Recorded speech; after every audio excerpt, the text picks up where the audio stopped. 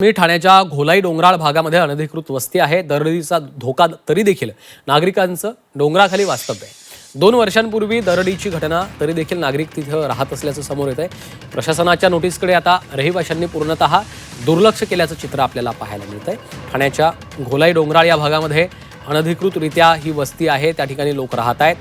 दरडीचा धोका आहे तरी देखील नागरिक या ठिकाणी वास्तव्य करत असल्याचं आपल्याला या दृश्यांच्या माध्यमातून पाहायला मिळतंय. 2 वर्षांपूर्वी या ठिकाणी दरड कोसळण्याची घटना घडलेली आहे तरी देखील नागरिक राहत असल्याचं धक्कादायक वास्तव आहे आणि याचा आढावा घेतलेला आहे शुभम कोळी आमच्या प्रतिनिधींनी.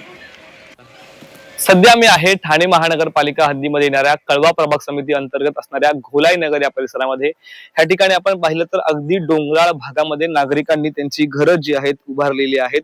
ही सर्वच घरं आपण पाहत आहोत ही डोंगराच्या पायथ्यापासून ते थेट डोंगरापर्यंत गेलेली आहेत आणि अति धोकादायक स्थितीमध्ये ही अनेक नागरिक गेल्या अनेक वर्षांपासून राहत आहेत. सध्या मी ज्या ठिकाणी आहे तो देखील घोलाई नगरचा परिसर आहे. डोंगराच्या अगदी टेकडी परिसरामध्ये मी आलेलो आहे. या ठिकाणी देखील आपण पाहिलं तर नागरिक जे आहेत त्यांचा जीव मुठीत घेऊन गेल्या मागील अनेक वर्षांपासून जे आहेत ते राहत आहेत.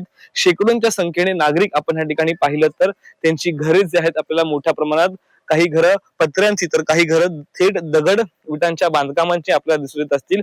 1+1 ची देखील अनेक घरं सध्या या ठिकाणी असल्याचं आपण थेट या दृश्यांमध्ये पाहत आहोत. रहिवाशांना नोटिसा जरी बजावल्या असतील तरी यांच्यावरती थेट कोणत्याही प्रकारची कारवाई जी सध्या दिसून येत आहे. त्याचमुळे आता इथे देखील दरड कोसळण्याची शक्यता जी आहे ती अति मुसळधार पावसामध्ये पडण्याची शक्यता एकंदरीत नाकारता येत नाही. त्याचमुळे आता येणाऱ्या काळामध्ये प्रशासन यावरती काय गांभीर्याने दखल घेईल हेच पाहणं महत्वाचं असणार आहे. शुभम कोळी, झी मीडिया, ठाणे.